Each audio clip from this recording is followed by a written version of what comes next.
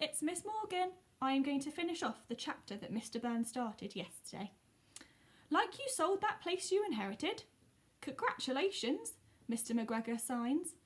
It's official then, and with the price you fetched, you'll be able to install tempered glass shelving in your new store and seasonal window decorations. Don't know if I've got it in me anymore, says Mr. McGregor, looking down at the envelope. And I should really stop telling people my business. Sorry I didn't report back sooner, but you've been away. I watered your plant, says the postman, pointing to a potted plant in the hall outside Mr. McGregor's front door. And in the Windmere countryside, Bee has finally finished packing up her cottage. Flopsy and Mopsy are watching from outside, trying to figure out a way to stall Bee until Peter gets back from London. The sisters look at each other and both had the same idea at the same time. They race off to find Miss Tiggywinkle and get the hedgehog to shower them with spines. This should keep Bee occupied for a while. Moments later, the two bunnies present themselves to Bee, spines sticking out of their fur. Babies! Cries Bee as she bends down, plucking them out. What are we going to do without me? The bunnies look down at the ground, their ears drooping and their sides. Mrs. Tiggywinkle looks on sadly. Back in London, McGregor has returned to his old job at Harrods. He inspects the toy department as a trail of nervous employees follow behind him. Well done all round, says Mr. McGregor. One of the workers staggered back in surprise at the compliment and accidentally knocked over a display. Oh dear. The employees all hold their breath, waiting for Mr. McGregor to explode. But he doesn't. He just stares all around him. Was it always so dark in here? There doesn't seem to be very much natural light, says Mr. McGregor. There's no natural light at all, sir. We're inside, explains one of the employees, Siobhan.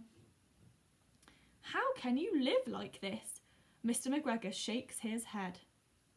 Meanwhile, Peter and Benjamin are being shown the sights of London by Johnny Townmouse. Johnny loves playing tour guide. They jump on the back of a black cab as it trundles down Oxford Street and past the theatre of the West End. Then it's down on the tube, a quick whiz along and back up to street level on a particularly overcrowded pavement.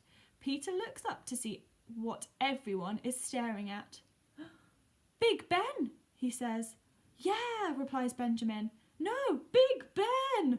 Peter repeats himself. Yes, what? I'm right here. Big Ben, says Peter, getting more than a little frustrated at his clueless cousin. Big Ben, little Peter, annoying mouse. What? Benjamin says, getting more than a little frustrated at his clueless cousin, and turns around to see Big Ben, which is a really big clock in London. Whoa! Much larger than I thought. Much larger. Benjamin stares at the impressive clock until Peter grabs him and they head off again. They are against the clock after all. Peter, Benjamin and Johnny Townmouse ride through the streets on the backs of rubbish trucks and hop from one building to the top to the other. They dodge traffic, people and dogs until finally they stop outside Harrods.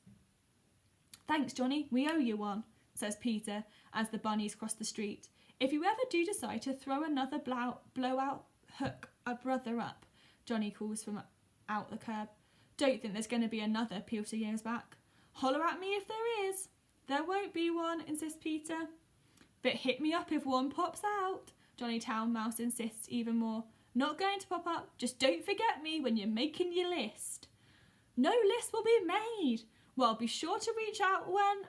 Finally, Johnny is silenced when a car comes and sprays a puddle of water all over him. The rabbits escape into the department store. And that is the end of the chapter. I hope you enjoyed it. Bye.